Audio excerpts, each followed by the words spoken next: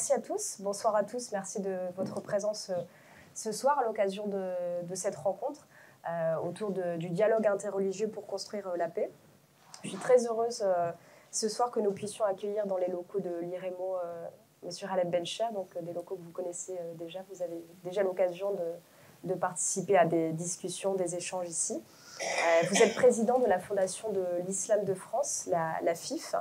Alors, je vais peut-être me présenter aussi. Donc, je suis Ilham Younes, je préside l'organisation l'Observatoire du patrimoine d'Orient et de la Méditerranée, qui est une association française, une ONG française, membre des clubs pour l'UNESCO.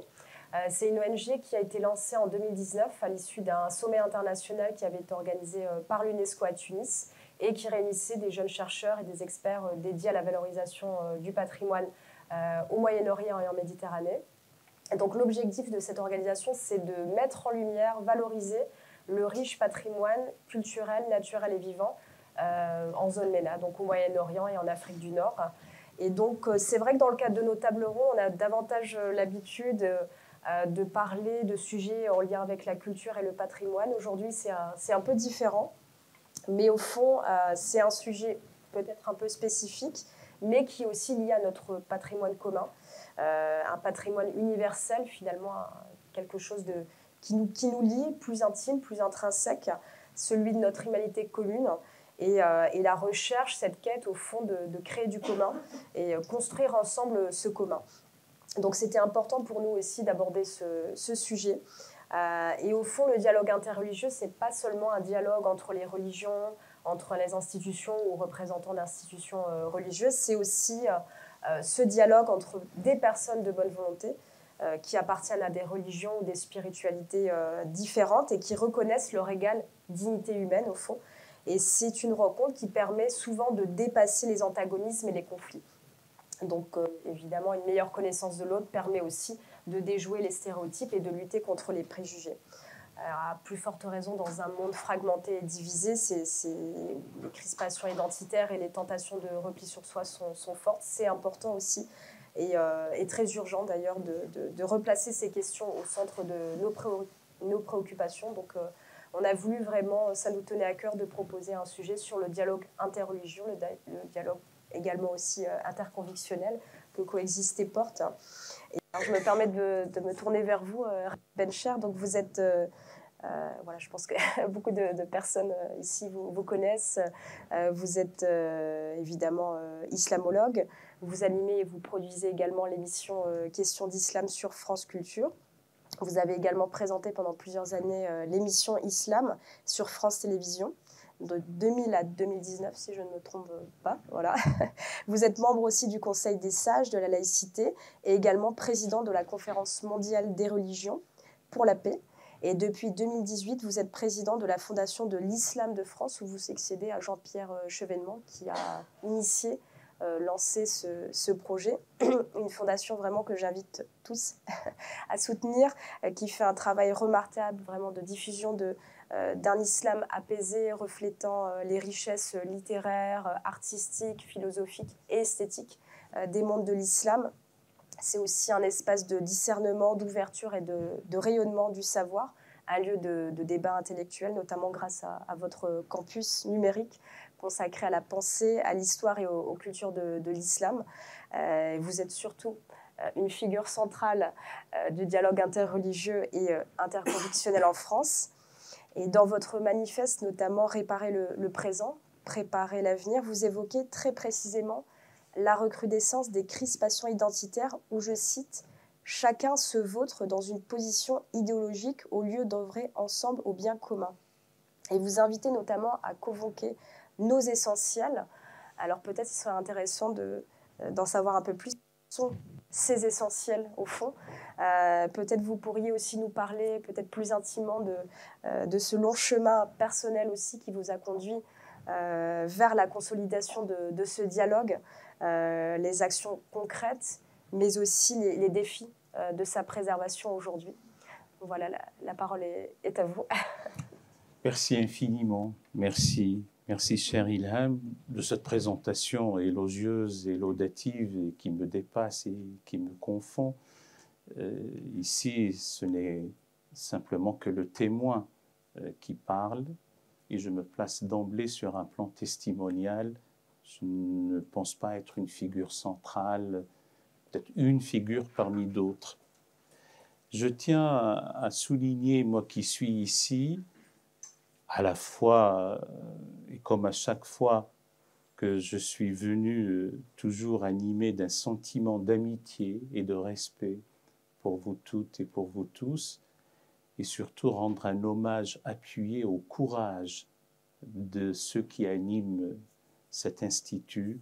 Je pense particulièrement au professeur Jean-Paul Chagnolot, à Agnès Levallois, à Dominique Vidal, à vous-même.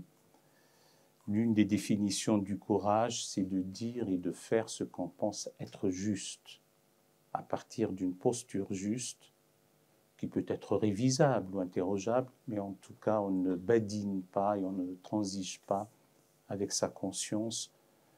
Et donc, l'IREMO et votre observatoire du patrimoine du Moyen-Orient et du Maghreb y participent grandement.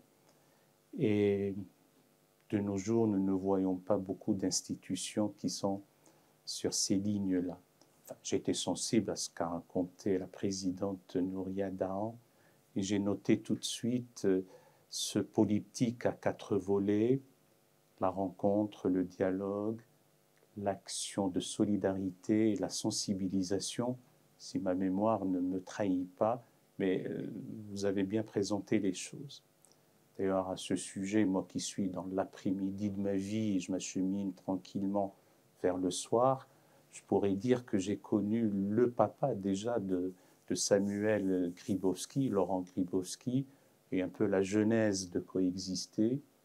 Et j'ai vu Radia Bekouche. Je crois qu'entre-temps, il y avait encore un ou une présidente, et puis vous-même. Et je suis ravi de me retrouver avec vous. Il est bon aussi, quitte à le rappeler, qu'en ces temps incertains, de véritables tensions, de crispations idéologiques, d'avoir des espaces de dialogue, d'échange dans un climat serein, en tout cas apaisé, tranquille, loyal, exigeant. L'exigence, c'est toujours et avant tout vis-à-vis de soi. Ne jamais être dans la surchauffe, ne jamais être dans la surenchère, accuser le coup. Je le dis d'autant plus que c'est nécessaire, d'abord chez nous, dans notre propre pays, mais aussi de par le monde. Et a fortiori, il vaut mieux ne pas dire les, l'article les est toujours problématique, mais des réseaux asociaux sont devenus le magma de toutes les haines et de tous les défouloirs d'exécration, de détestation. Et c'est celui-là, le nouveau malaise dans la civilisation dont nous pâtissons maintenant, et nous le voyons hélas avec beaucoup de peuples injustement chassés de leur demeure, soit à cause des guerres, soit à cause des sinistres climatiques. Et nous ne pouvons pas nous installer dans cette idée que des peuples entiers soient martyrisés ou brutalisés. Et notre seule boussole dans cette affaire-là restera, quoi qu'on dise, quoi qu'on fasse, le droit international humanitaire. Un mot peut-être sur la Fondation de l'Islam de France que votre obligé préside, et vous l'avez dit dans votre présentation. J'ajoute simplement que ici, le vocable islam est écrit avec la majuscule. Et le I majuscule renvoie à la civilisation et non pas au culte. Donc c'est pour ça que nous nous occupons, si je puis dire, que des questions éducatives, culturelles, civilisationnelles, littéraires, artistiques, et bien entendu avec cette inclination pour les valeurs esthétiques, parce que les belles lettres, les beaux-arts, la poésie, les humanités forment les citoyens et a fortiori les futurs citoyens. il est important de faire grandir et de faire advenir une génération sensible à cette idée de l'humanisme. L'humanisme, certes, est hérité des Lumières et auquel nous n'avons pas tous été fidèles. L'idéologie colonialiste a été une trahison de cet humanisme hérité des Lumières, mais aussi et surtout un humanisme d'expression arabe totalement occulté, effacé des mémoires, insoupçonné même, ignoré, et qu'il faudrait savoir réactualiser et conjuguer effectivement avec la production des Lumières. Et tout cela nous est important. Alors vous avez évoqué que je préside aussi la Conférence mondiale des religions pour la paix.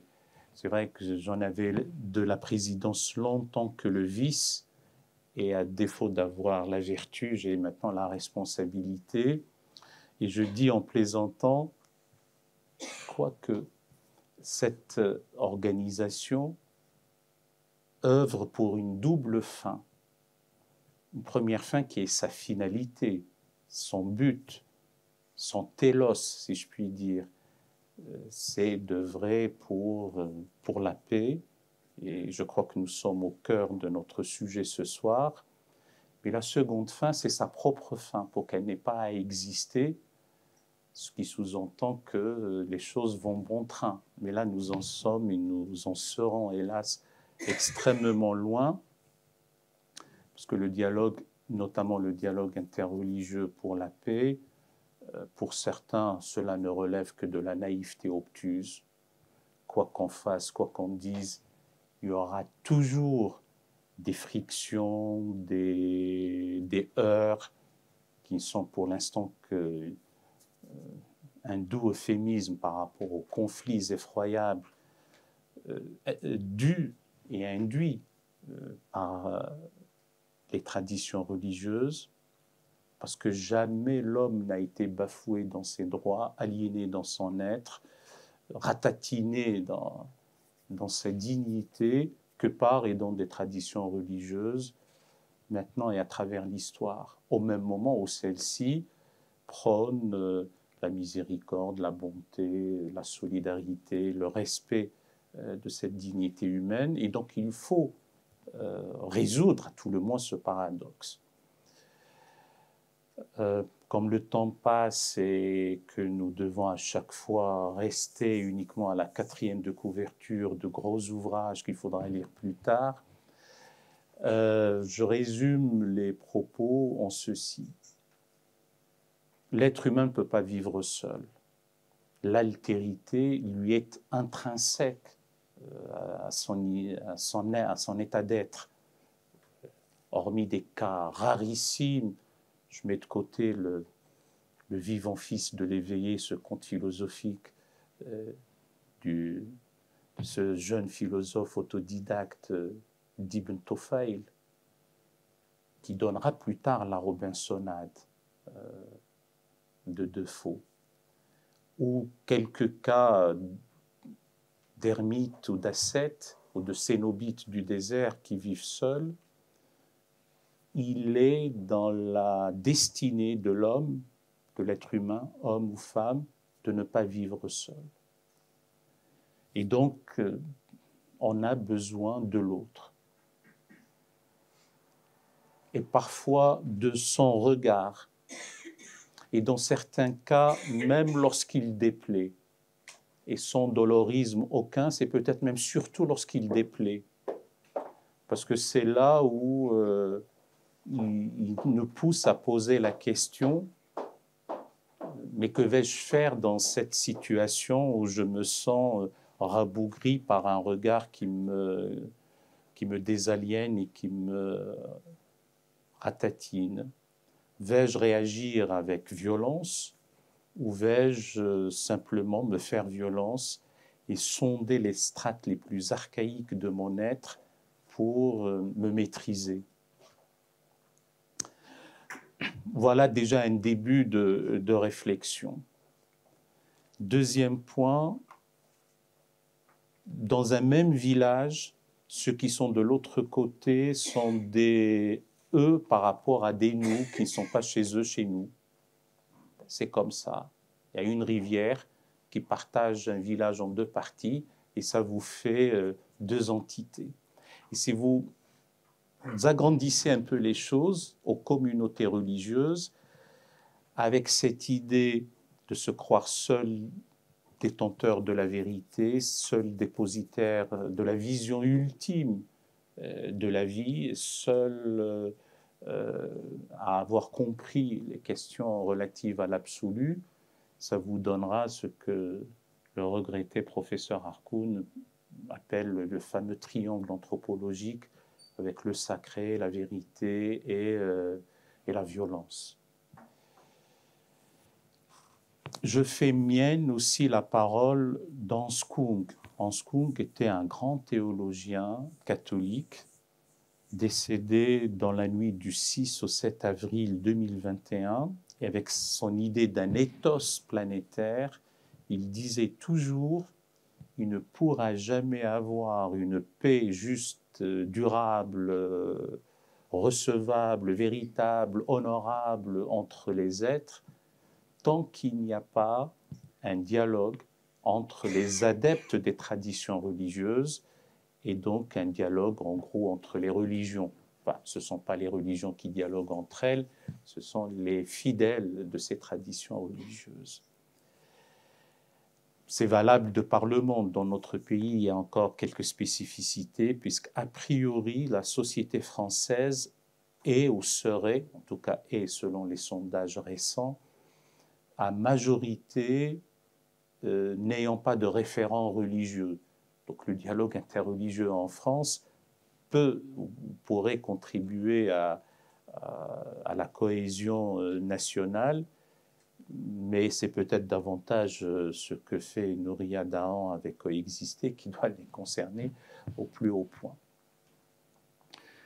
Quelques mots sur cette idée du dialogue interreligieux. Je le restreins dans un premier temps à la famille abrahamique judéo-islamo-chrétienne, et puis il faut bien sûr l'élargir aux traditions religieuses, y compris d'Extrême-Orient. Et si j'avais un peu plus de temps, je me serais appesanti sur ce qu'on appelle, notamment chez les anthropologues du fait religieux, l'âge axial ou l'ère axiale. Il se trouve que du 8e siècle au 3e siècle avant notre ère, avant l'ère commune, notamment chez les présocratiques avec ce qu'on appelle le miracle grec, mais aussi en Inde avec le roi Akosha, avec Bouddha, avec Confucius, avec Lao Tzu, on est arrivé à l'idée, en dehors du prophétisme, qu'il ne faut pas faire à autrui ce qu'on n'a pas envie qu'on subisse. Et cette idée de l'âge axial, d'axos, du grec axos qui renvoie à valeur, qui donne la discipline axiologie, est quelque chose de particulier pour l'humanité. Donc il y a quelque chose de profondément et intrinsèquement éthique. Je mets de côté ce point-là et je reviens donc à la tradition religieuse, notamment abrahamique, du monothéisme abrahamique judéo-islamo-chrétien. Il y a dedans des trésors que recèle à profusion la Torah, l'Évangile, le Coran, pour asseoir une vie pacifique entre les êtres. Mais il se trouve que l'homme est arrogant, suffisant, cupide, petit, veule, enclin au mensonge, envieux, jaloux. J'ai l'air de brosser un tableau noir pour l'homme. Malheureusement, c'est ainsi, et ça met d'autant en lumière les fulgurances de ceux qui, par extraordinaire, agissent, et heureusement. D'ailleurs, dans la mystique, notamment islamique, on parle de pôles ou de piliers sur lesquels repose le monde. Et dans la tradition judaïque, il y a l'idée de le fait de réparer le monde, le tikkun haolam. Bon, après, peut-être quelques mots sur la sémantique, les pinailleurs. Parfois, j'en fais partie, je le reconnais. On distingue l'œcuménisme du dialogue interreligieux. Et avec beaucoup de tendresse et d'affection et d'amitié et de respect pour nos amis chrétiens, il y a une sorte de coup de force sémantique. Parce que l'écoumène renvoie à l'œcuménisme, l'œcuménisme renvoie à l'écoumène, et l'écoumène, c'est le village terrestre habité. La meilleure preuve, c'est qu'au moment de la naissance du Christ, il y avait un recensement. Pour ceux qui habitaient, à l'époque, c'était l'Empire, et l'Empire romain. Donc un écoumène, c'est l'ensemble de la terre.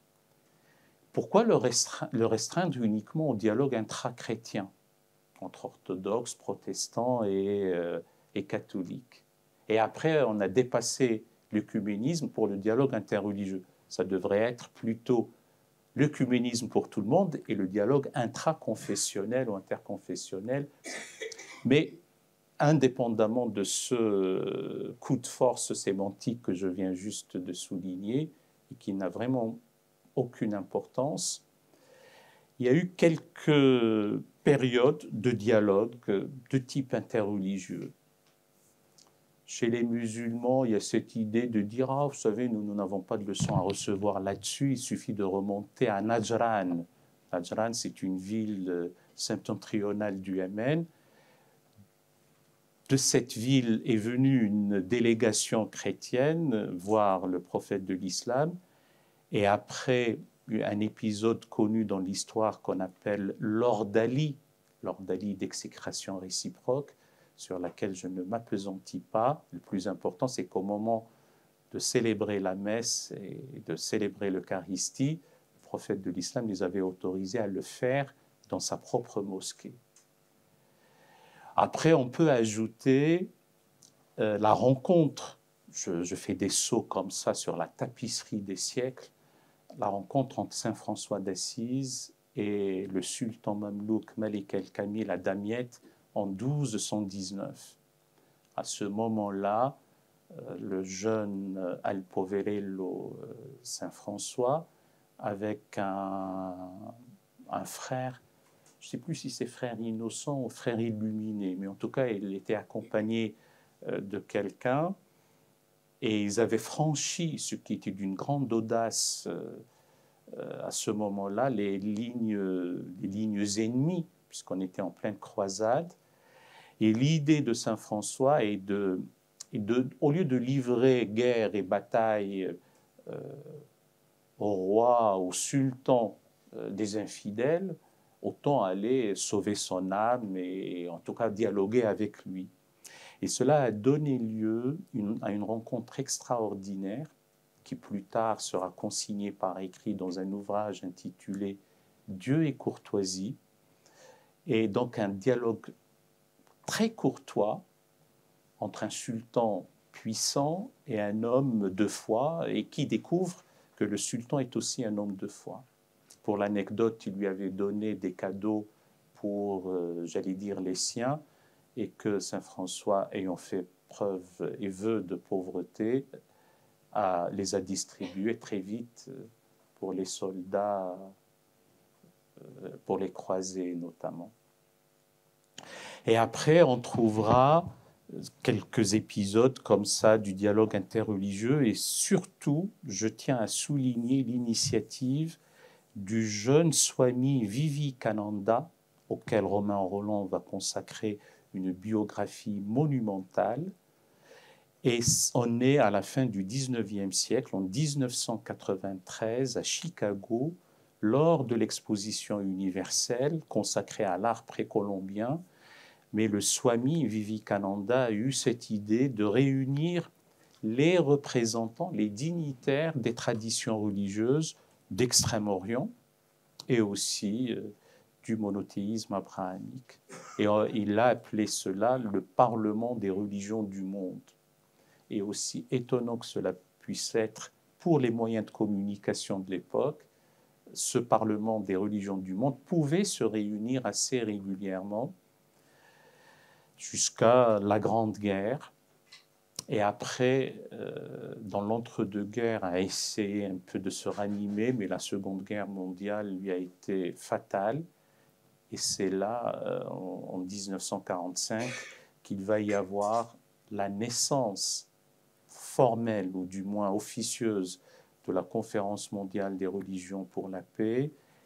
Et en 1970, il va y avoir l'institutionnalisation lors d'une assemblée mondiale à Kyoto de la Conférence mondiale des religions pour la paix.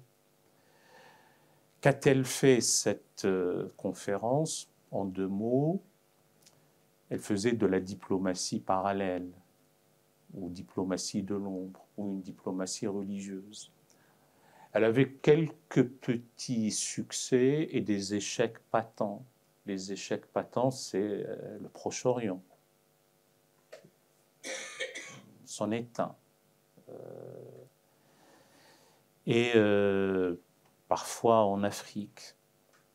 Et les quelques succès, c'est au Mozambique, au Timor oriental, au Kosovo, au Libéria, ou en Centrafrique aussi, où l'on allait voir, et votre serviteur a fait part aussi de quelques-unes de ces missions, un peu l'évêque du coin, l'imam du coin, le pasteur du coin, rarement le rabbin du coin, mais il pouvait y avoir, ou le métropolite, ou l'archimandrite, pour dire, au nom des valeurs qui sont les vôtres,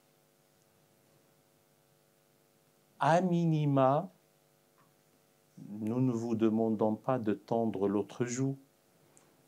À minima, c'est de ne pas surenchérir, de ne pas faire en sorte qu'il y ait une escalade de violence. Il est bien dit dans la loi de type talionique ou talionesque, œil pour œil, dent pour dent, qui fut pour l'époque un progrès extraordinaire. Il n'est pas dit que pour un œil ce sont les 2 yeux, que pour une dent c'est la mâchoire et que pour une personne c'est la tribu. Un verset coranique, il ne faut surtout pas extraire les versets hors contexte. C'est ce qu'on appelle l'exégèse sauvage. Mais dussé-je verser dans l'exégèse sauvage à mon tour, j'aime beaucoup, particulièrement, je le fais par abus méthodologique simplement, le verset 34 de la sourate 41 qui dit en substance « Et quelle meilleure parole que de se dire « Je me remets à Dieu ». La bonne action et la mauvaise ne sauraient aller de pair. Rends le bien pour le mal et tu verras celui dont une inimitié te séparait de lui se transformer en ami et protecteur chaleureux. Mais n'y parvient que celui qui sait faire preuve d'une grande patience et n'y parvient que celui qui est siège d'une grâce infinie. Fin de citation du verset. Et donc, on dit à l'imam au moins d'enseigner cela à ses fidèles. Il n'a même pas été jusqu'à lui dire « Tu pourrais leur enseigner le verset 27 de la sourate 5 où Abel dit à son frère Caïn « Si toi tu lèves ta main sur moi pour me tuer, eh bien moi je ne lèverai pas ma main sur toi pour te tuer. » Et 5 versets plus tard, plus loin, il y a celui qui fait périr une vie humaine, il a tué l'humanité tout entière, et celui qui sauve une vie humaine, il a sauvé l'humanité tout entière. Donc voilà en gros ce que fait la Conférence mondiale des religions pour la paix au niveau international.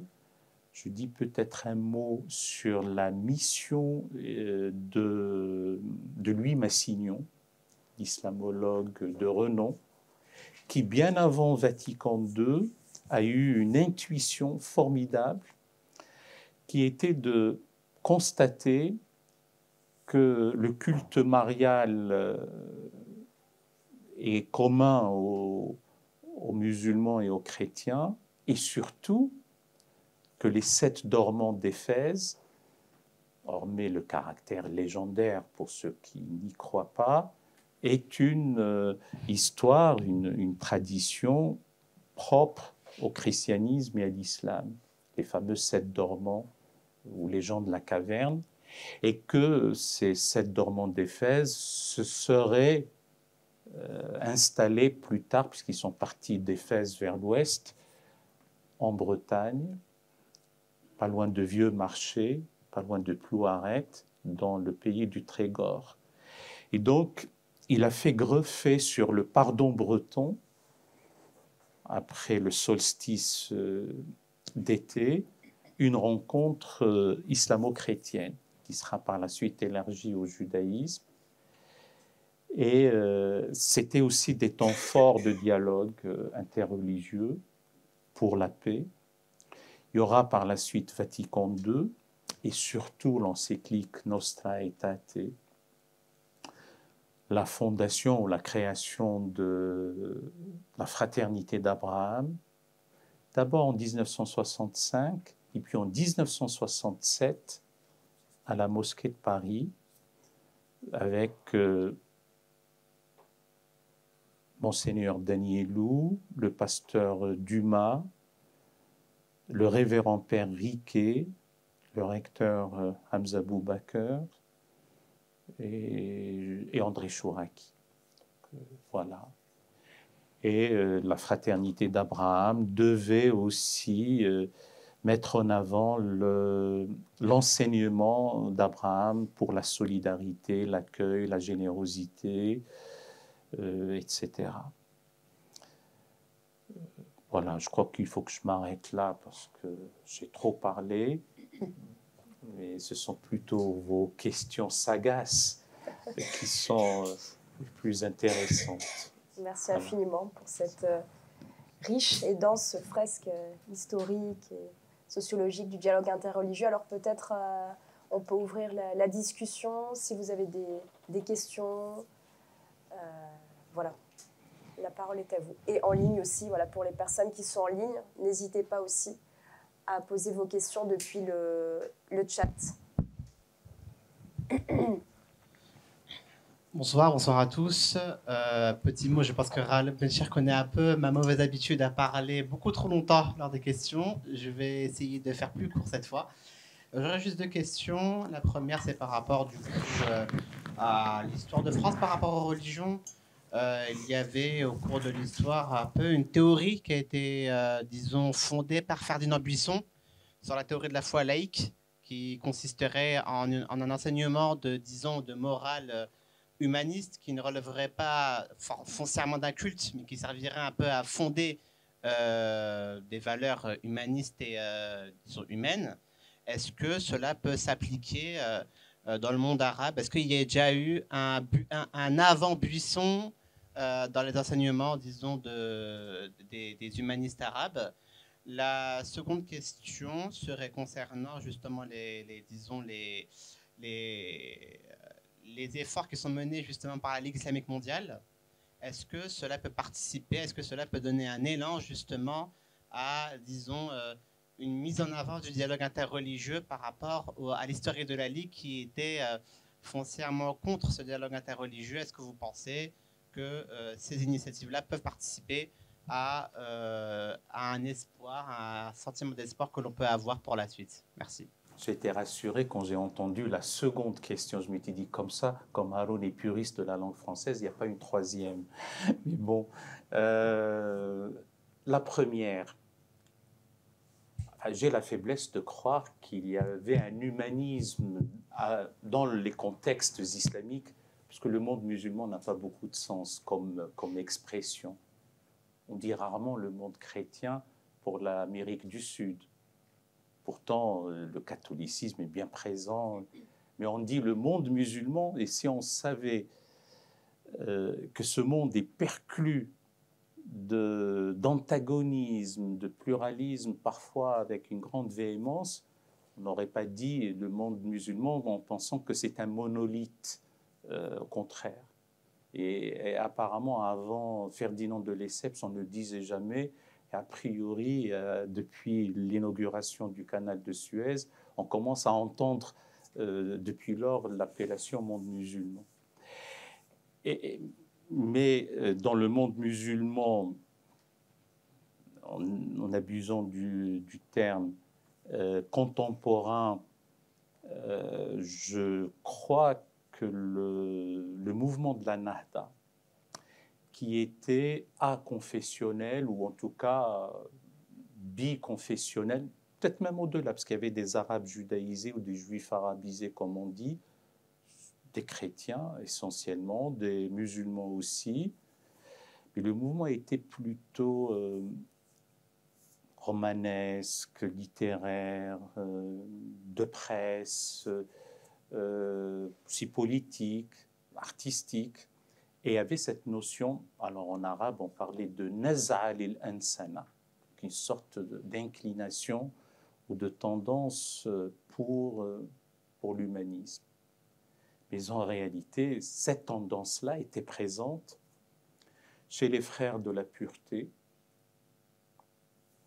C'est une société savante, secrète, qui globalement, du début du 9e siècle jusqu'à la fin du 10e siècle, sur 2 siècles, a produit, je parle de la société, 52 épîtres, dont la 22e est d'une actualité extraordinaire, puisqu'elle relate un procès animal intenté contre la domination de l'homme. Et le procès est présidé par un djinn. À ce moment-là, les djinns étaient encore présents dans l'esprit des personnes. Et donc les préoccupations pour la sensibilité animale, et on trouve dans l'œuvre des frères de la pureté, leur nom au complet, les frères de la pureté et les amants de la sincérité. On trouve chez eux cette inclination pour l'humanisme, mais on le trouve davantage pour Miskawayh, notamment dans son traité d'éthique. On le trouve chez Al-Asma'i, mais un homme d'une extraordinaire production littéraire. Chez Al-Jahid, l'homme aux yeux exorbités, ou exophtalmologiques, comme on dit. Et on le trouve surtout chez Abu Hayyan Tawhidi, mort en 1023. D'ailleurs, c'est Abu Hayyan dont on dit qu'il a trahi le nom de quelques-uns qui faisaient partie de la société secrète que furent les frères de la pureté. Et c'est lui qui disait « Et plus vaste encore que l'univers sont les propos sur l'homme, car l'homme est une problématique pour l'homme. » En arabe, ça donne « وَلَقَدْ أُشْكِلَ الْإِنسَانُ عَلَيْهِ الْإِنسَانُ » C'est d'une extraordinaire modernité pour l'époque. Le souci de l'être humain, la préoccupation pour la personne humaine, ça rappelle ce que disait Terence, l'esclave affranchi. Je suis homme, rien de ce qui est humain ne m'est étranger. Ça rappelle ce que disait Protagoras. L'homme est la mesure de toutes choses, de celles qui sont du fait qu'elles sont et de celles qui ne sont pas du fait qu'elles ne sont pas. Ça reste une énigme pour la philosophie jusqu'à nos jours. Donc cet humanisme existait. La foi de Ferdinand Buisson, la foi laïque, la foi étymologiquement, c'est fides, faire confiance, d'accord. Et là, ça nous donne 2 types d'humanisme, l'humanisme anthropocentré et l'humanisme théocentré. L'humanisme anthropocentré, je suis homme, rien de ce qui est humain ne m'est étranger, donc j'aime mon semblable, l'homme, quel qu'il soit. Bon. Et je ne voudrais pas lui nuire, ni l'oxyre, a fortiori, ni lui faire subir la moindre souffrance. Et d'ailleurs, c'est même ça force l'admiration, puisqu'il n'y a pas là, il n'y a rien d'autre, il n'y a pas d'autre récompense que le fait d'être aimant et humaniste. La récompense de la vertu est la vertu. Alors que l'humanisme théocentré, c'est que j'adore Dieu, je lui voue un culte pur et sincère, et je traduis mon amour de Dieu par les égards que j'ai pour son icône et son vicaire sur terre, qu'est l'être humain, récipiendaire du souffle divin et réceptacle de cette effusion de bonté et de miséricorde. Ça, dans le monde arabe, qui dit arabe ne dit pas nécessairement musulman, puisque l'arabité et l'islamité ne sont pas tautologiques. Mais les arabo-musulmans, arabo pour la langue, pouvaient en faire preuve et en ont témoigné à travers l'histoire, et même maintenant. Un Jawdet Saïd vit de ça, le Gandhi arabe, comme on dit. Donc, bon, ça c'est pour la première réponse. Donc je vous rassure, la seconde ne sera pas aussi fleuve. La LIM, la Ligue islamique mondiale. Que n'avais-je pas entendu lorsque j'ai organisé le 17 septembre 2019, maintenant c'est plus de 5 ans de cela, une conférence internationale pour la solidarité et la paix avec le secrétaire général de la Ligue islamique mondiale qui a signé un mémorandum où il reconnaît la liberté de conscience, parce que pour moi c'est de la plus haute importance, l'égalité ontologique et juridique entre les êtres humains et le fait de proscrire toute idée de haine, de détestation d'autrui. Et avec, en tout cas il y a 5 ans de cela, un voyage qui devait aller à Auschwitz. En sa présence, il est allé par la suite. J'ai la faiblesse de croire, je n'y suis absolument pour rien, mais en tout cas, j'ai dû contribuer d'une manière ne serait-ce qu'epsilonesque à une sorte de changement de vision du monde et des relations. Alors, je ne dis pas que c'est à cause de votre obligé que maintenant on fait venir Maria Carré et Penélope Cruz et Céline Dion à Riyad, et donc la déwahhabisation à l'œuvre est due à cela. Mais en tout, et je ne suis pas sûr que ce soit ça la modernité, mais tant mieux, tant mieux. Au contraire, entre Penélope Cruz et le fait d'emmitoufler des femmes dans leur niqab, en tout cas, de mon point de vue, il n'y a pas photo. Voilà. Bonsoir. Bonsoir. J'ai une petite question. En fait, depuis à peu près 2 ans, je me suis intéressé au Coran. Et en faisant des recherches un peu d'histoire, je me rends compte que l'histoire qu'on a du prophète Mohammed, arabe, etc., est une histoire qui ressemble beaucoup à l'histoire de Khosrow II. Je ne sais pas si vous la connaissez. Et on sait que dans l'histoire des falsifications, on en a eu plein. Et j'aurais aimé savoir si le prophète Mohammed qu'on nous vend comme étant le vrai prophète en Arabie n'est pas en fait une falsification du personnage de Khosrow II. Si on prend la vie de Khosrow II, tous les deux sont nés en 570. Tous les deux ont eu des vies qui se ressemblent beaucoup. C'est-à-dire qu'à l'âge de 40 ans, les deux ont entamé les grandes manœuvres. L'un a conquis Jérusalem, l'autre a conquis la Kaaba. Quand on prend les femmes de Khosrow II, on se rend compte que, par exemple, il a eu 2 femmes en présent, après avoir écrit une lettre à un roi chrétien. Ces 2 femmes, l'une s'appelle Cyrine, l'autre s'appelle Maria la Romaine. Et en fait, on a exactement la même histoire avec le prophète vendu par les Arabes, à savoir Cyrine et Maria la Copte. Donc j'aurais aimé savoir si dans vos recherches, on ne se rend pas compte qu'en fait, le prophète arabe à la Mecque, en fait, ce n'est pas une construction qui a été inventée bien plus tard. Et quand on regarde le développement démographique de la ville de la Mecque, il ne correspond pas à une ville qui a été le centre du monde pendant plus de 1400 ans. J'aurais aimé savoir si, au cours de vos recherches, vous êtes arrivé à des conclusions qui ressemblent à celle-ci ou pas. Je regarde Ilham pour voir le temps imparti pour répondre à cela, mais je vous rassure. Non, vous avez Mais je vous rassure, on ira toujours à la concision. Non, mais c'est Byzance ici, vous savez, devant la séniusisation des esprits, la BFMisation des esprits, où on doit refaire le monde en 3 minutes. Ici c'est vraiment Byzance. Alors, il y a 2 approches, mon cher ami.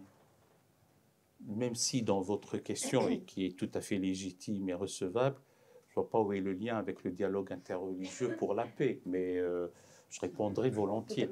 Parce qu'en fait, on parle d'un Coran qui est universel, qui est pour tout le monde, sauf que on se rend compte que c'est un prophète arabe avec un message arabe.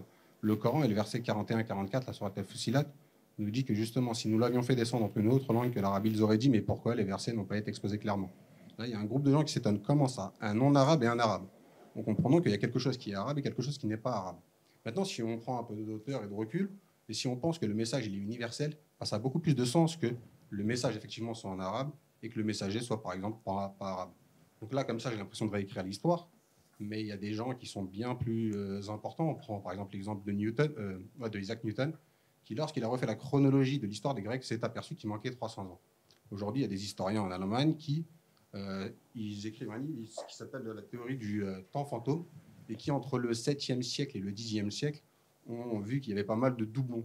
Il y a des personnages qui ont été doublés pour justement être en capacité, à un moment donné, de faire coïncider leur règne avec l'année 1000. Et je me demande si ça n'a pas été fait ailleurs, et justement, ça altérerait le message universel. Là où ça a du sens, c'est que, là, dit comme ça, on a l'impression que ce message-là, il a été envoyé uniquement à un peuple. Or, ce message-là, quand on le lit quand on retravaille l'histoire des prophètes, on se rend compte que, en fait, la chronologie n'est pas la bonne, et aussi la géographie. Donc on a des prophètes qui vont du Japon jusqu'à l'Afrique. Ça, c'est ce que l'on trouve lorsque l'on lit le Coran. Sauf que les exégètes et tous ceux qui sont censés nous expliquer le Coran aujourd'hui nous font une explication avec des prophètes qui sont uniquement soit en Arabie, soit autour de Jérusalem. Et c'est en ça que, justement, pour le dialogue interreligieux, si tout le monde peut-être était en capacité de se référer à ce livre-là, on serait peut-être en capacité justement de descendre un petit peu et d'être un peu plus humble et tolérant à l'endroit des autres. Alors, j'ai bien fait, je le fais rarement, de relancer par une interrogation dans ma réponse. J'ai bien fait d'essayer de comprendre pourquoi il y a un lien avec le dialogue interreligieux pour la paix. Et ça me permettra de dire 2 choses avant de répondre véritablement à la question. La première, effectivement, le dialogue interreligieux d'une manière générale, ou l'univers du dialogue interreligieux, ou la mouvance du dialogue interreligieux paraît stratifié. Nos amis catholiques disent qu'il y a 4 strates: le dialogue des œuvres, le dialogue de vie, le dialogue théologique et le dialogue mystique. J'ai eu l'outrecuidance de rajouter une 5e strate, qui est le dialogue sur des œuvres artistiques. Parce que quand on est touché par une œuvre artistique, même architecturale, telle une belle cathédrale, ou le son du chauffard, ou la voix du muezzin, ou la psalmodie d'un Coran, ou un grand motet, on peut comprendre l'émotion religieuse qu'il y a derrière. Et donc votre question est dans la strate, disons, théologico-intellectuelle. Et elle est bien sûr légitime. Donc je dis ce préalable. Le second, avant de répondre à votre question, le mot arabe n'est pas, à ma connaissance en tout cas, ne désigne pas une ethnie. Ici, il désigne simplement quelque chose qui est clair, manifeste, éloquent, explicite. Il y a une énigme dans l'histoire, c'est qu'on ne sait pas si les Arabes, on les appelle Arabes parce qu'ils s'expriment bien. Vous savez, quand on fait de l'analyse grammaticale en langue arabe, on arabise. Moi-même, je crée un néologisme. Arabiser une phrase, c'est essayer de la comprendre, parce que être arabe, le vocable, le terme arabe, veut dire simplement explicite. ou clair, ou manifeste, ou éloquent, je répète. Et donc, il y a une énorme erreur chez les traducteurs qui ne traduisent pas le mot arabe de l'arabe, si je puis dire, en français. Ils disent, pour le passage « nous t'avons révélé un Coran arabe », ils devraient en principe dire « nous t'avons révélé un Coran explicite » ou un Coran clair ou un Coran éloquent. D'ailleurs, ils commettent aussi la même bêtise sur le vocable islam, mais bon. Et là, donc, à mon avis, il ne faut pas comprendre le mot arabe comme étant restreint aux Arabes, cette fois-ci individus. Maintenant, je réponds à votre question. Et j'ai commencé par dire il y a deux approches. Il y a l'approche de l'islamologie savante et il y a l'approche de la dévotion populaire et la légende dorée des curriculavités du prophète. Sir en langue arabe, différentes sira, une biographie. Si on est dans le cas de la légende dorée de ces différentes biographies, ces différentes curriculavités, il faut savoir que ça n'a été consigné par écrit qu'à partir de 832 avec Ibn Hisham, qui lui-même reprend ce que lui avait dit son maître Ibn Ishaq d'une manière orale. 832, si on garde la date de 632 comme étant la mort du prophète Mohammed, si on veut rajouter le logis, que Dieu lui fasse bénédiction, ainsi que sur tous les prophètes, on le fera. Et donc, on est à 2 siècles. Si on n'a pas les moyens d'Internet, etc., dites à quelqu'un de nous rapporter ce qui s'est passé, ne serait-ce que lors de la guerre de Crimée, ou sous Louis-Philippe, au moment de la Restauration.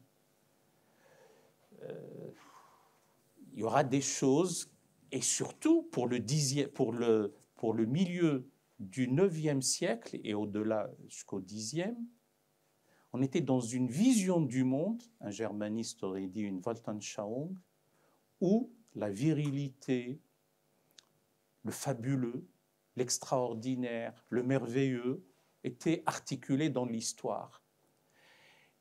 Et a fortiori, de par le contact que les Arabes d'abord et puis les Mawali, les clients par la suite, vont avoir avec notamment des populations juives et chrétiennes, et surtout avec la figure centrale du Christ, et les musulmans n'avaient pas à ce moment-là une figure centrale.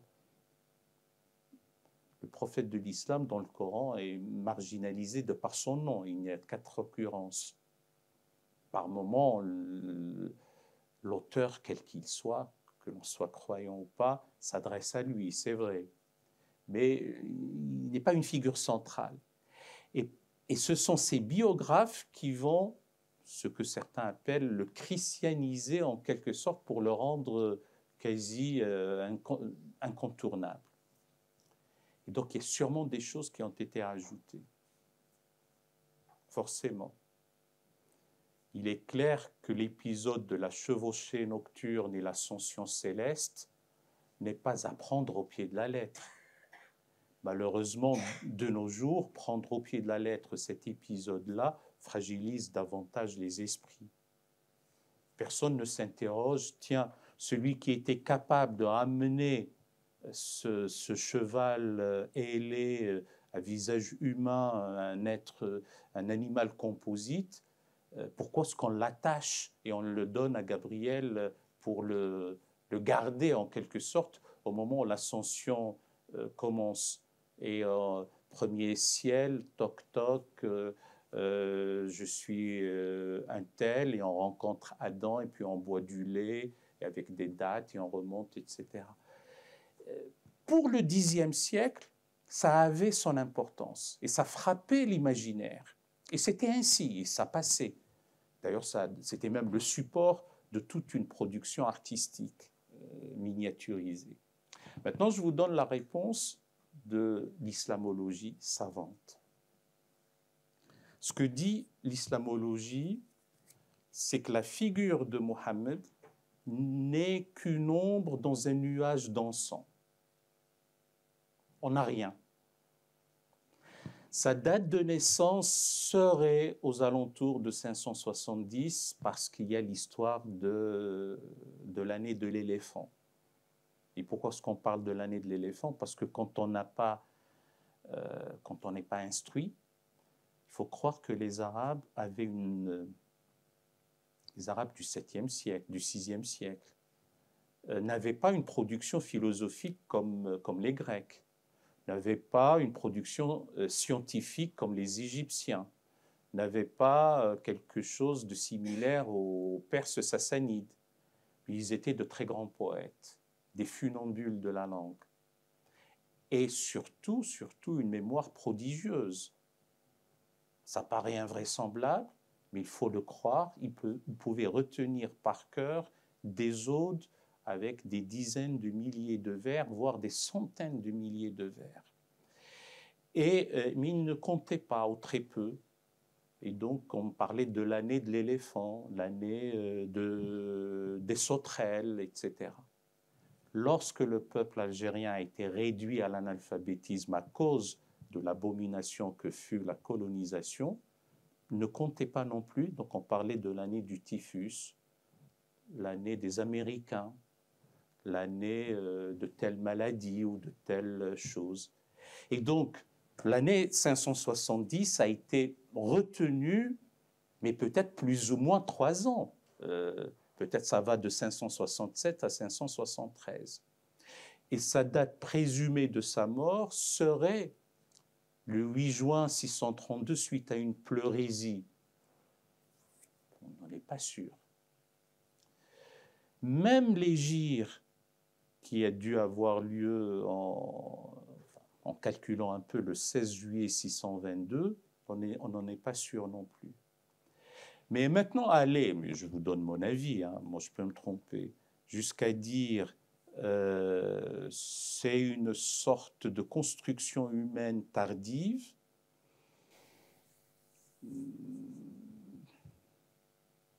Je n'irai pas jusqu'à dire cela. Je finis ma réponse, encore une fois, pardon, une réponse fleuve, par 2 choses. Il y a ce qu'on appelle les FSI, les figures symboliques idéales. Pour beaucoup d'anthropologues du fait religieux, Abraham, Moïse, Jésus, jusqu'à Mohammed d'ailleurs, plus quelques prophètes, je n'ose pas dire les petits prophètes, enfin, quelqu'un comme Amos, Jérémie, etc., sont des FSI, des figures symboliques idéales. Mais pour d'autres, comment osez-vous parler comme ça? Ils ont réellement existé. Mais cela relève de la foi. Or, la foi se trouve être relevant de la conscience émotive. Quelqu'un qui aime une femme, pour lui, est la plus belle, la merveilleuse, extraordinaire. Allez lui faire comprendre qu'elle a quand même quelques défauts qu'on peut en avoir les êtres humains. Mais pour lui, c'est même indiscutable. Eh bien, c'est ainsi. Simplement, la foi est toujours en quête d'intelligence. Et l'intelligence est hybride, celle du cœur et celle de l'esprit.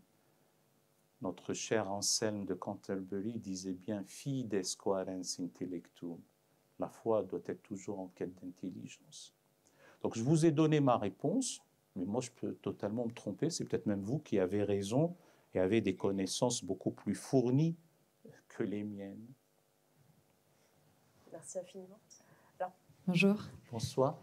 Je m'appelle Pauline, je travaille dans l'humanitaire et à distance sur Gaza. Du coup, ma question est assez simple. Pour aller au-delà d'un conflit, je ne sais même plus comment le nommer, j'aimerais savoir s'il y a des initiatives dans la diplomatie donc interreligieuse du coup, qui est une autre diplomatie que celle qu'on connaît dans les journaux. Et pour savoir s'il existe, au-delà de ce qui se passe depuis le 7 octobre, des initiatives qui, dans le conflit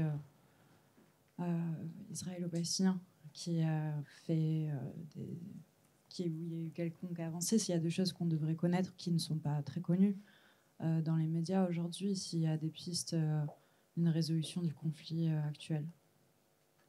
Merci. Alors, chère Pauline, si vous permettez que je vous appelle affectueusement par votre prénom, vous qui êtes dans l'humanitaire,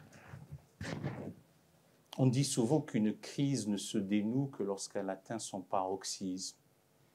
Et je n'ose pas croire qu'il y a un paroxysme à cette crise au-delà des souffrances indicibles que connaissent ceux qui sont sur la brèche là-bas. Y a-t-il une diplomatie interreligieuse pour résoudre ce conflit? Hélas, non. En tout cas, pas à ma connaissance. En dépit de toutes les prises de position du pape François, c'est comme si on a affaire à quelqu'un qui a une vox clame in sin deserto. Sa voix est clamée dans le désert, pas entendue.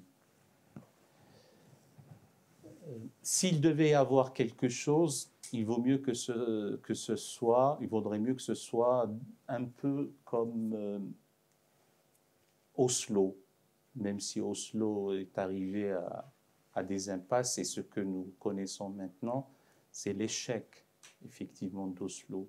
Parce que les rencontres doivent être plutôt discrètes, confidentielles. Ce n'est pas au vu de tout le monde. Troisième chose, moi je regrette la dernière sortie du communiqué du ministère des Affaires étrangères. On ne peut pas d'un côté dire nous sommes pour le droit international et puis on trouve une sortie de type d'immunité dont jouit le Premier ministre israélien, laquelle immunité ne s'appliquait pas a priori à Poutine ou à Gbagbo ou à Omar Béchir ou que sais-je encore. Je regrette les différents vétos de l'administration américaine. C'est ainsi. Une sortie de crise, c'est peut-être de parler de l'essentiel.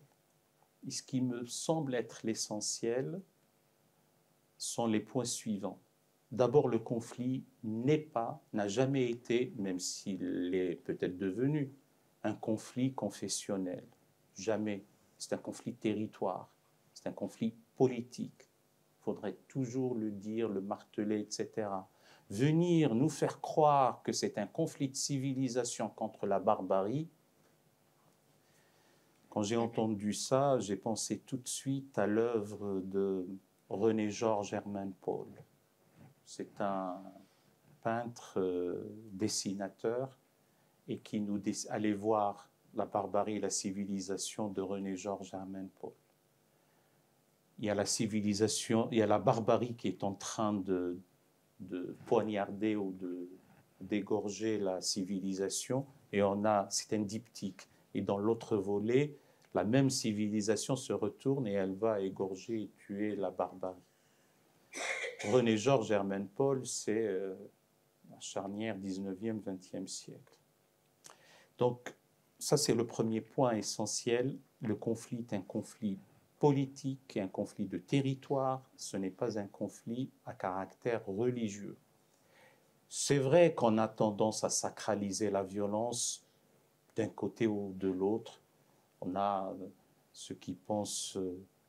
on veut faire appel à une surpuissance et on mobilise toujours l'irrationnel et dans la religion, il y a beaucoup d'irrationnel, pour faire passer ces considérations de violence surtout.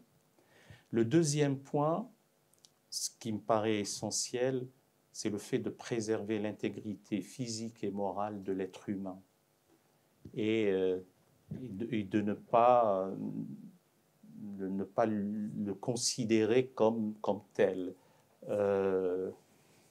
Les populations civiles, y compris dans l'attaque du 7 octobre, quand je dis ça, ça me vaut beaucoup d'inimitié de la part de ceux qu'on appelle les pro-palestiniens, disons qu'il ne fallait pas s'en prendre aux populations civiles, aux enfants, aux non-combattants, quels qu'ils soient, même si on était assiégés. Mais comme je ne vis pas sur place, je ne peux pas le dire. Mais de l'autre côté, j'entends qu'une démocratie a le droit de se défendre. Je crois comprendre qu'une démocratie qui assiège n'est pas dans une situation de défense. Et à supposer pas extraordinaire qu'une démocratie a le droit de se défendre, la défense n'est pas la vengeance. Et troisième point, nous avions parlé tout à l'heure, et c'est dans la Torah, œil pour œil, dent pour dent. Je le répète, pour un seul œil, ce ne sont pas les deux yeux, pour une dent, ce n'est pas la mâchoire, et pour une personne humaine, ce n'est pas toute la tribu. Le quatrième point, quand j'entends la présidente de notre représentation nationale parler d'un soutien inconditionnel, il n'y a pas de soutien inconditionnel. La solidarité n'est pas inconditionnelle, elle n'est pas instinctive. Elle doit être fondée sur le droit et la justice. Nous ne devons pas avoir ce que d'aucuns appellent une solidarité ou une justice camuséenne, ce qu'on attribue à Camus d'avoir dit dans un contexte encore flou, d'avoir dit je préfère ma mère à la justice. Ben non, moi je préfère ma mère, la justice à ma mère. Enfin, ma mère n'est plus de ce monde, mais si elle était de ce monde, si elle avait tort, elle aurait eu tort, et je dis qu'elle a tort. Et si elle a raison, elle a raison. C'est ainsi.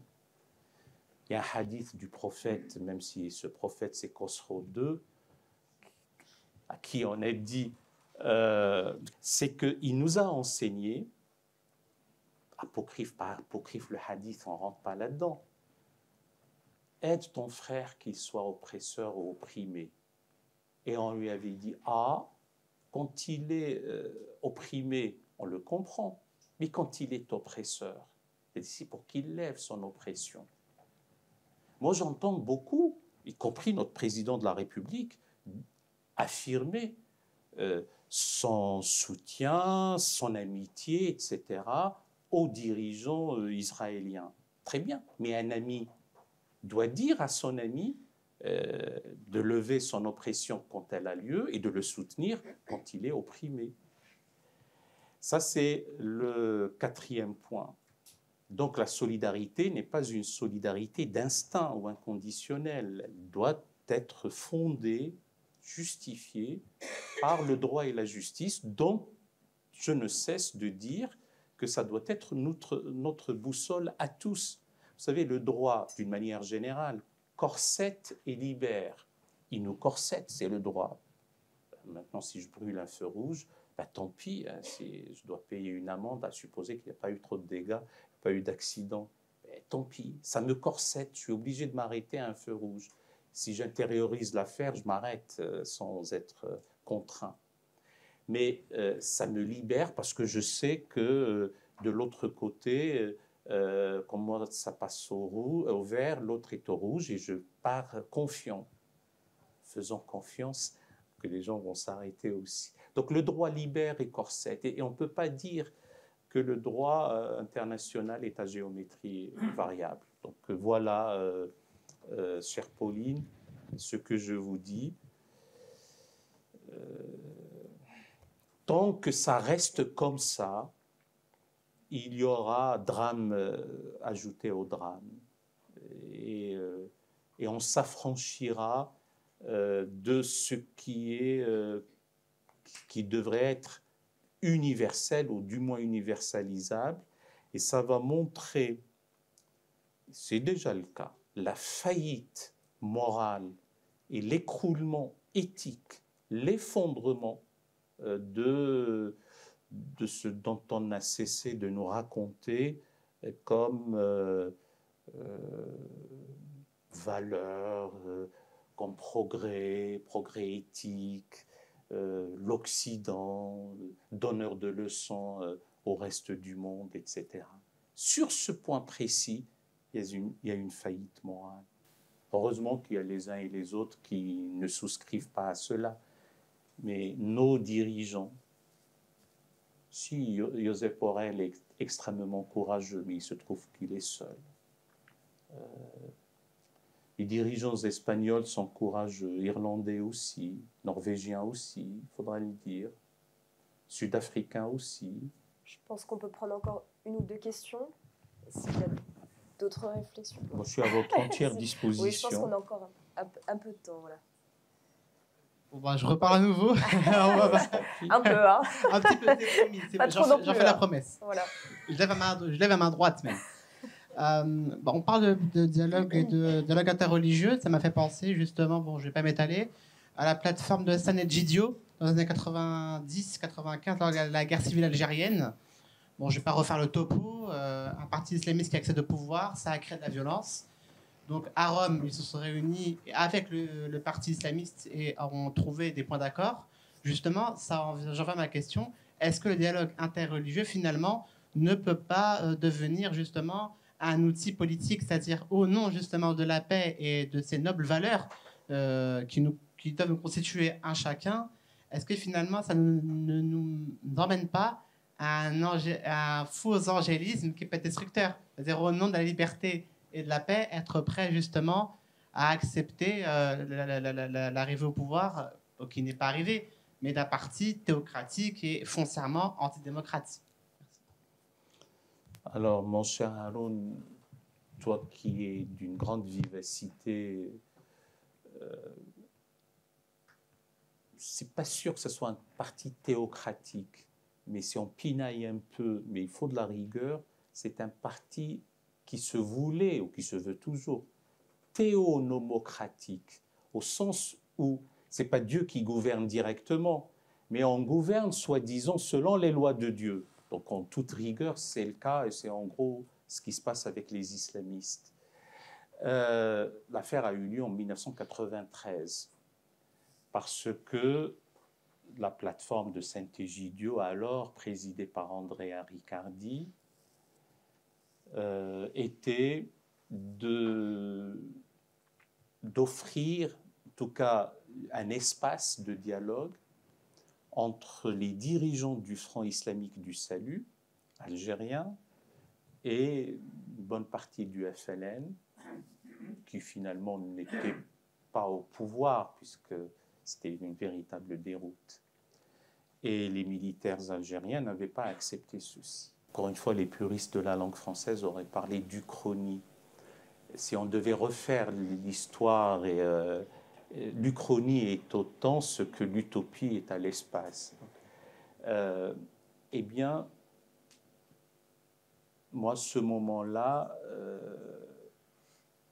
j'ai écrit un article qui m'a valu quelques ennuis avec Andrea Riccardi, qui était « On ne brigue pas le Nobel à tout prix ». Parce que, à ce moment-là, non seulement le Front islamique du salut, mais l'AIS, qui était l'armée islamique du salut, et plus grave encore, les GIA, au pluriel, les groupes islamiques armés, ce qui dans l'absolu devait être un oxymore islamique armé, mais bon, qu'est-ce que vous voulez, à travers l'histoire, c'est comme ça. Et donc, non seulement des attentats sanglants sont commis, et le peuple algérien était tout à fait ensanglanté et qui subissait cela suite à une injustice, qui est celle de revenir, c'est vrai, à l'affaire des des élections, mais on a Anwar Haddam qui, de Washington, revendiquait les assassinats et les attentats. Au moment où on disait qui tue qui, et en dehors de l'onomatopée, le second qui, on le voit puisqu'il est mort, et le premier qui le revendique. Donc la question ne devait même pas se poser. Et je pense sincèrement, je pensais en tout cas, que cette plateforme est médiatisée, je reviens à l'histoire d'Oslo, n'était pas la bonne chose. Les esprits n'étaient pas encore préparés. Et d'ailleurs, ça n'avait pas abouti aussi. Bon, maintenant, Saint-Égidio, c'est merveilleux, on m'invite, je suis allé récemment à leur rencontre de Paris, etc. Donc, les choses vont bon train, quasiment 31 ans plus tard.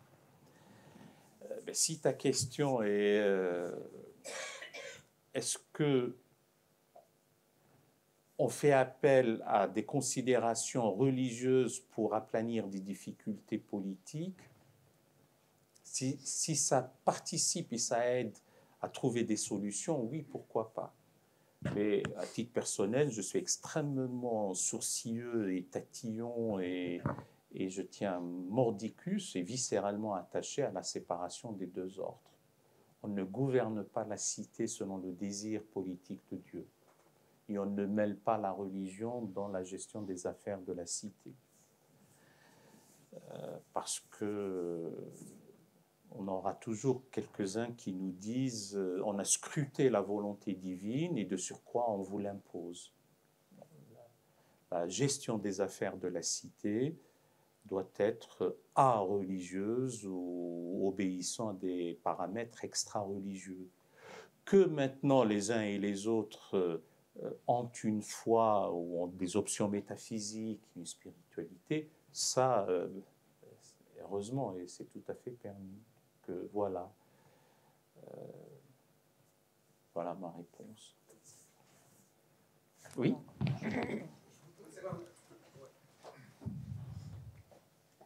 Simplement revenir sur un point qui n'est pas un point de détail. Il y a à peu près 50 ans, peut-être un peu plus que ça, j'écoutais Maxime Rodinson à côté, dans le quartier. Et il martelait déjà que le conflit entre Israël et la Palestine n'est pas un conflit de religion, mais un conflit de territoire. Et je pense qu'il faut le dire et le redire. Ce n'est pas un conflit de religion, c'est un conflit de territoire. C'est-à-dire que si... voilà, comme vous l'avez dit, je voulais le rappeler. Oui, c'est vrai. On est parti dans l'idée qu'il y a d'un côté les valeurs dites judéo-chrétiennes qui sous-tendent la civilisation et de l'autre côté les valeurs à supposer qu'elles existent, islamiques, mais en réalité avec l'islamisme n'existent pas. Ce qui est totalement faux, à la fois dans l'histoire et maintenant. Le trait d'union entre judéo-islamique est beaucoup plus prégnant dans l'histoire sur le plan civilisationnel et culturel que le trait d'union entre judéo-chrétiens, hormis les questions proprement théologiques, qui ne remontent qu'à Jules Isaac, au mieux, et sa rencontre avec le pape Jean XXIII. Allez, la proto-histoire de ce trait d'union pourrait la trouver dans l'œuvre de Freud. Peut-être même dans le Mayflower, parce qu'il y avait quelques juifs qui avaient traversé l'Atlantique pour aller dans le Nouveau Monde avec des protestants. Mais moi que je sache, dans les années 40, 50, 60, on ne parlait pas du tout de valeurs judéo-chrétiennes. C'est devenu bien plus tard. Et alors que le trait d'union sur le plan civilisationnel entre judéo-islamique est prégnant, j'ai eu l'occasion de dire que la distance culturelle entre un juif de Constantine et un musulman de Constantine est quasi nulle. alors que la distance culturelle entre un musulman de Rabat et un musulman de Peshawar est abyssale. Pour le premier cas, vous avez les mêmes goûts musicaux, les mêmes goûts pour les costumes, pour les habits, les mêmes goûts culinaires. Si on voit, bon, ça c'est vrai que c'était au Maroc, l'œuvre d'Eugène Delacroix, Noces juives. Si on cache la légende, on ne peut pas savoir s'il s'agit de noces juives ou de noces musulmanes. Parce que, bon, c'est la même chose. On ne va même pas remonter à Samuel ibn Nagrella et son fils qui, dans la cour de Grenade, avait une sorte de dynastie de vizirat. Le vizir ibn Nagrella c'est un peu le Michel Barnier de nos jours. Et d'ailleurs, Samuel ibn Nagrella n'était pas menacé d'une motion de censure. Donc voilà, et il faut savoir calmement faire appel au temps long pour aplanir les difficultés du temps présent.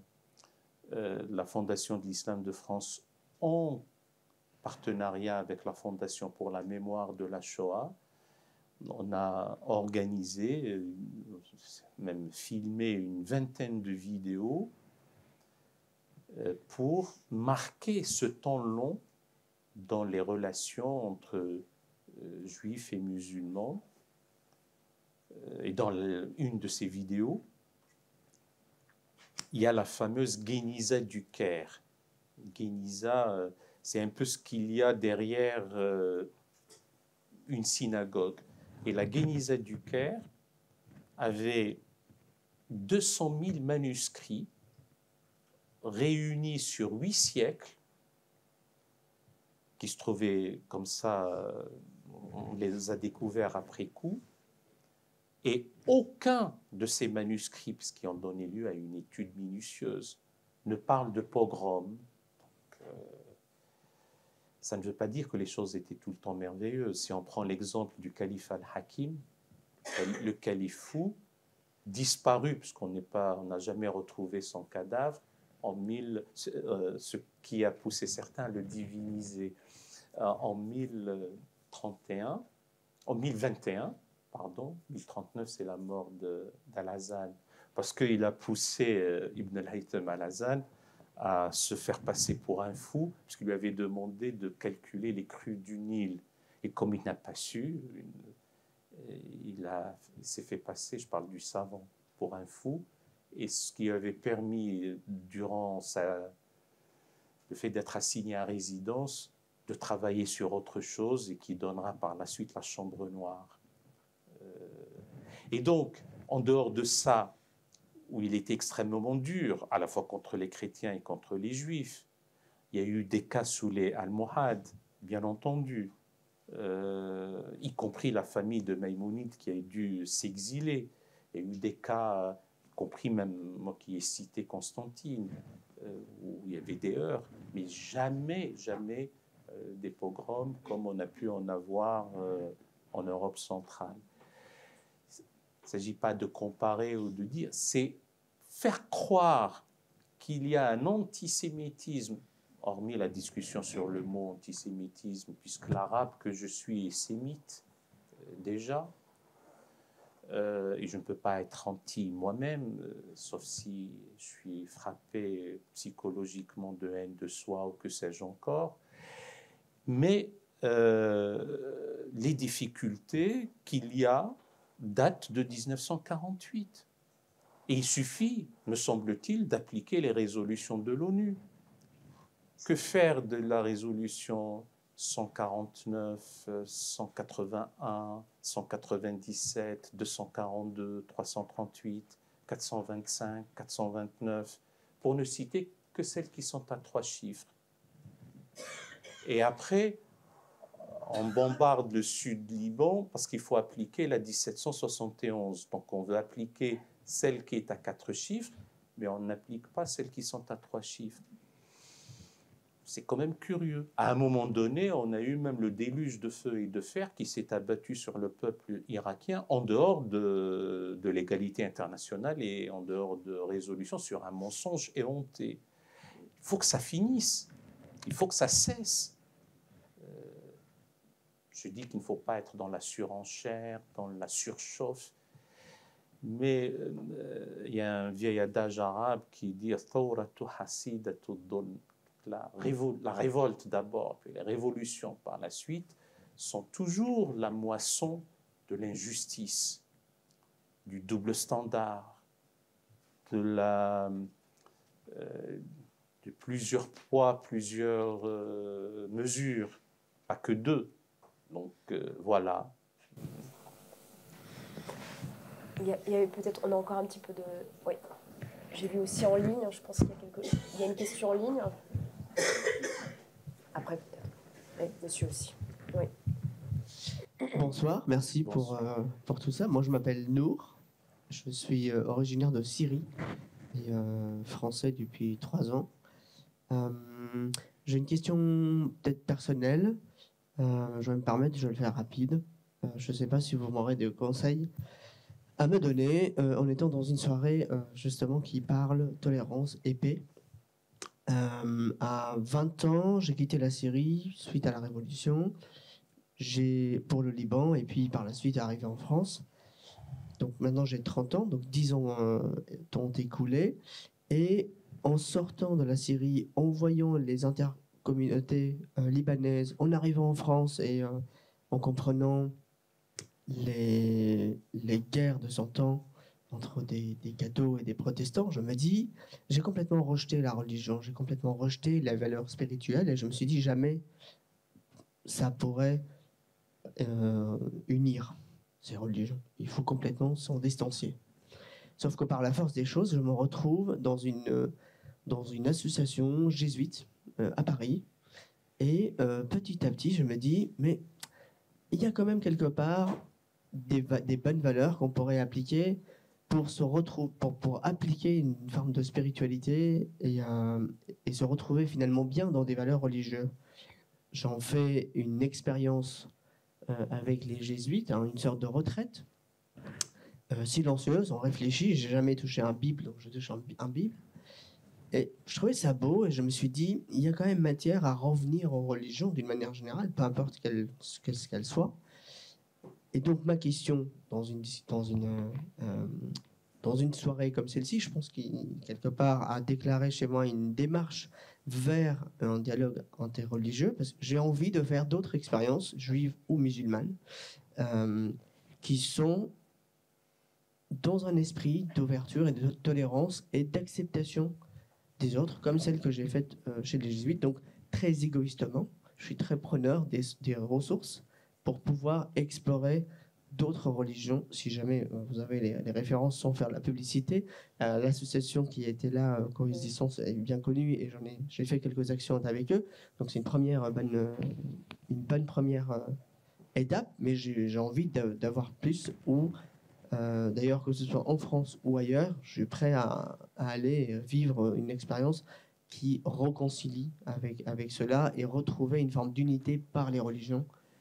En tout cas, pour moi, monothéiste qui me parle, venant d'une région qui a hébergé la naissance de ces religions-là. Merci. Alors, vous m'avez demandé conseil. Et au risque de contredire, un autre hadith, je vous regarde en souriant, qui est toute l'activité religieuse réside en un conseil doux prodigué à quelqu'un quand il le demande. Mais ma maigre expérience de vie m'a appris à ne pas trop donner de conseils. Parce qu'il y a un vieil adage arabe populaire, cette fois-ci pas classique, qui dit c'est-à-dire quand un arabe te conseille, peut-être qu'il y a une sorte de retombée pour lui. Faut pas généraliser, puis les choses ne sont pas comme ça, bien entendu. Mais je vous donnerai mon avis, sincèrement. dans tous les sens du terme. Un, vous étiez jeune et vous êtes encore jeune dans la force de l'âge. Je me dis, il est curieux, mais pas pour vous, que cette expérience, vous ne l'ayez pas eue en Syrie, qui est aussi le berceau des rencontres avec ce qu'on appelle maintenant les chrétiens d'Orient, etc. Ce qui montre un contexte particulier où on peut vivre ensemble, mais un peu chacun dans sa bulle. Mais peut-être parce qu'à 20 ans, vous n'étiez pas dans cette optique de spiritualité, c'est possible. Le deuxième point, bienvenue au corps national. Et c'est bien que vous soyez ressortissants français, citoyens français, même de fraîche date, parce qu'il y a ceux qui le sont depuis 5 générations et on continue à énumérer leurs générations. Mais on ne le fait pas pour d'autres. Donc, vous êtes pleinement citoyen et c'est très bien. Troisième chose, au-delà de la tolérance qui peut trahir une attitude snobinarde et condescendante vis-à-vis du toléré, c'est vrai que les rencontres, et notamment interreligieuses, pour la paix, a fortiori, permettent de découvrir des trésors que peuvent receler autrui. Le mystère insondable de l'être humain, c'est une expérience extraordinaire, a fortiori pour ce qui vous concerne chez les jésuites. Il y a des expériences humaines partagées comme ça, dans des abbayes, dans des couvents, peut-être même dans telle ou telle mosquée maintenant, ou tripartite, avec des rabbins, si on reste toujours dans la famille abrahamique, du dialogue aussi avec le bouddhisme. Là, tout de suite, je n'ai pas présent à l'esprit tel ou tel lieu. Si, l'abbaye en Khalkha, ou même l'abbaye de Saint-Jacques-de-la-Mer, dans les Côtes d'Armor, ou tel endroit. Donc, des instances ou des espaces de ces rencontres existent. C'est très bien. Maintenant, au premier chef, c'est votre liberté de conscience. Vous avez tout à fait le droit de vous éloigner de la religion, comme vous avez le droit, quand vous le sentez, qu'il y a cet appel, d'y revenir. Alors, peut-être pas nécessairement la religion institutionnalisée, mais la religion qui offre un cadre pour une expérience humaine du sacré et d'une spiritualité vivante, élévatrice, qui répondent à cette soif inextinguible de s'unir avec le subsistant par lui-même, comme on dit. Bien. Mon cher Nour, c'est à la fois féminin et masculin, oui. Donc c'est bien ça. La lumière.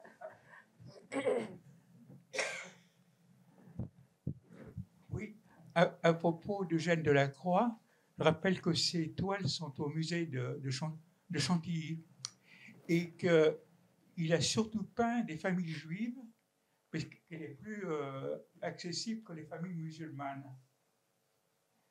Mais effectivement, je suis tout à fait d'accord avec Khaled Bencher pour dire que les civilisations juives et arabes du Maghreb étaient effectivement très proches.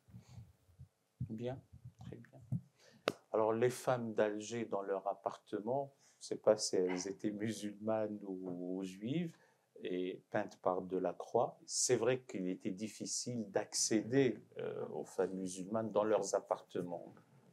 C'est vrai. Mais merci pour cette précision. Merci. On a encore un peu de temps. On a encore un peu de temps pour prendre... Je suis à votre entière disposition. C'est surtout... Oui. En ligne peut-être, oui. Ah. Il y a une question en ligne et j'ai également une question si c'est possible. Je vais d'abord. Il faut demander à Ilham. C'est plutôt. Je vais d'abord privilégier oui, par la question dans le chat. Quelques minutes, je pense. Est-il fondamentalement possible de résoudre un conflit par la religion, sachant que la plupart des conflits sont intrinsèquement politiques?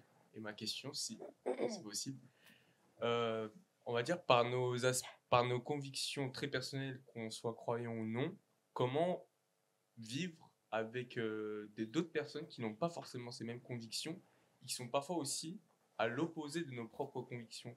Comment cohabiter sans blesser celui qui est en face de nous par nos propres convictions? Est-ce que c'est au final s'isoler, pas s'isoler, mais plutôt être avec ceux qui croient avec à ce qu'on croit, ou plutôt essayer de... Voilà, je voulais savoir votre avis. Ça, c'est la question d'un de nos amis internautes là, qui nous voit de loin.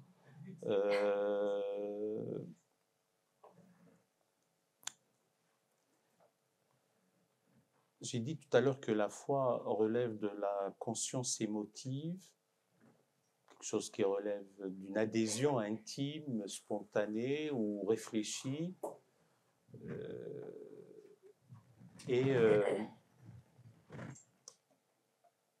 Elle est aussi conjuguée à un terme arabe quasi intraduisible, et d'ailleurs même on l'a traduit dans la nomenclature actuelle et on l'a restreint uniquement aux belles lettres ou à la littérature, c'est la notion de l'adab. Adab. C'est encore une fois quasi intraduisible. C'est à la fois convenance, bienséance, bienveillance, courtoisie, politesse, délicatesse, tout ça à la fois. Le terme est très polysémique. Et curieusement, on dit la faculté de l'être, c'est kulliyat al-adab, mais bon, pourquoi pas.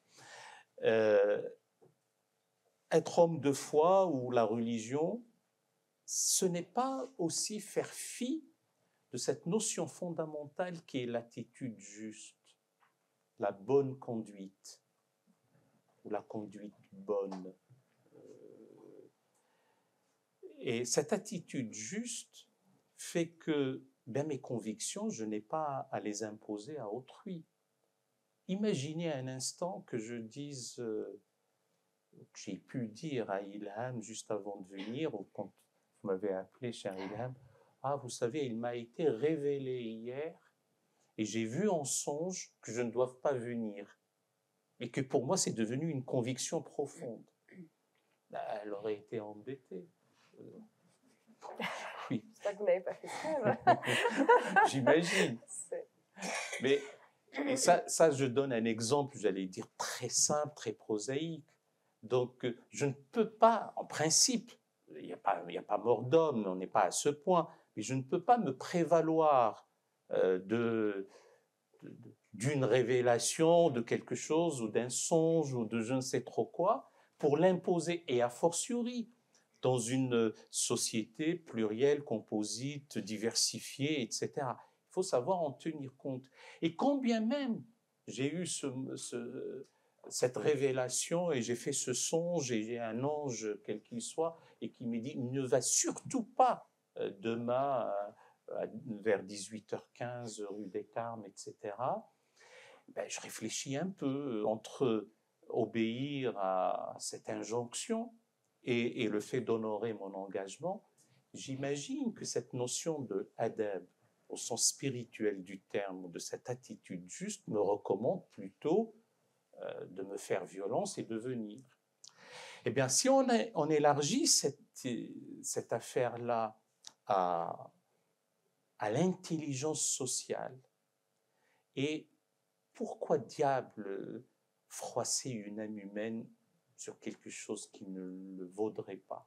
Il ne s'agit pas d'aller à l'encontre de sa conscience, il ne s'agit pas de torturer les gens ou de voler ou de faire je ne sais trop quoi. Il s'agit simplement d'être droit. Et cette droiture-là est d'une telle souplesse et d'une telle simplicité que ça nous permet de vivre tranquillement, sereinement. Bon, certes, un groupe humain peut générer des frictions, mais ça peut se gérer aussi avec l'intelligence du cœur, qui est l'organe de perception par excellence. Parce qu'il faut distinguer le basar de le basira, la vision ou la vue, et de ce qu'on peut percevoir par le cœur. Voilà comment les convictions religieuses, et surtout lorsque ces convictions religieuses sont fondées sur la partie éthique, la solidarité, l'entraide, la sollicitude, la prise en compte de l'intérêt d'autrui, l'amour, la bonté, la miséricorde, au-delà de la tolérance. Donc tout ça, eh bien, si de l'autre côté, parce que si on reste uniquement dans la famille abrahamique, mais je pense que c'est aussi le cas dans le bouddhisme, pas le bouddhisme des moines qui infligent des souffrances indicibles aux Rohingyas. Et moi, je ne confonds pas le comportement de ces moines avec la sagesse de Bouddha et de son éveil, qui doit être en principe pour nous un exemple. Mais si je restreins les choses à ce que je connais le moins mal, eh bien on trouve dans la Torah, dans l'Évangile, dans le Coran et dans l'enseignement des sages, et de quoi, en principe, bien en principe, on en est loin, de faire le bonheur dès ici-bas, dès ce monde-ci, pour ceux qui vivent ensemble. Les choses dérapent lorsque soit ce qu'on appelle l'approche ternaire des religions.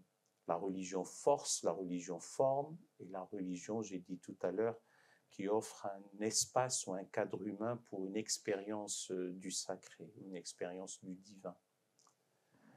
La religion force permet de répondre aux sempiternelles questions auxquelles l'homme est confronté.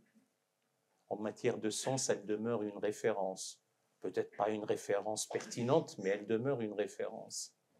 Ça permet de répondre aux sempiternelles questions qui taraudent l'homme sur les origines, sur les questions dernières. Pourquoi naître pour mourir un jour? Pourquoi naître pour pâtir et souffrir? Sommes-nous en absurdie dans un monde kafkaïen où y a-t-il un sens à cette vie? Quel est le télos et le scopos, comme on dit, les finalités et le but de la vie? Qu'y a-t-il dans ça? Les religions donnent des réponses plus ou moins convaincantes, plus ou moins pertinentes, mais en tout cas, pour beaucoup de nos semblables, il ne faut pas voir la société sécularisée qu'est la nôtre, je parle de ce qui se passe de par le monde, on y trouve des réponses. Mais la religion forme, elle-même se subdivise en trois. Religion refuge, religion repère et religion tremplin. Religion refuge pour ceux qui sont damnés sur la terre et qui se réfugient dans le religieux, etc., pour trouver en tout cas une sorte de presque d'explication à leur vie. Religion repère, A-I-R-E, pas E-R-E. C'est un repère pour fanatisme, dans certains cas pour extrémisme. Et religion tremplin, avec tout le respect absolu que j'ai pour les vocations sincères, mais parfois on n'a pas su faire autrement que de vouloir parler religion pour des carrières. Je préfère le dire davantage pour des imams que pour d'autres traditions religieuses. قد أصبح الإسلام حرفة لمن لا حرفة له. Ce qui veut dire que l'islam est devenu une sorte de profession pour ceux qui n'en ont pas, donc on fait l'imam. Et a fortiori l'imam youtubeur ou instagrammeur ou tiktoker ou influenceur ou que sais-je encore. C'est un tremplin pour autre chose. On a connu dans l'histoire quelques princes de l'Église aussi ou d'autres. Mais c'est ainsi. En revanche, quand la tradition religieuse offre une possibilité d'une véritable intériorité, du recueillement, du recentrage sur soi-même, du polissage du cœur et de l'anoblissement de l'âme qui va de station en station, de l'âme instigatrice du mal jusqu'à la fameuse âme harmonieuse et apaisée. Les Grecs auraient parlé d'ataraxie, d'absence de troubles. C'est extraordinaire d'être dans une situation d'absence de troubles intérieurs. Enfin, on a toujours des fluctuations. En tout cas, essayer d'y arriver et d'être en paix intérieure. Et rayonner par son état d'être, pas parce qu'on raconte ou ce qu'on déblatère. Là, la question d'Haroun tout à l'heure, oui, l'un de nos amis, internaute, l'approche interreligieuse ou spirituelle aide à sortir des crises que nous connaissons. Voilà. Je pense Et qu'on va votre devoir... question à vous? Oui, malheureusement, je pense que... voilà, Ah oui.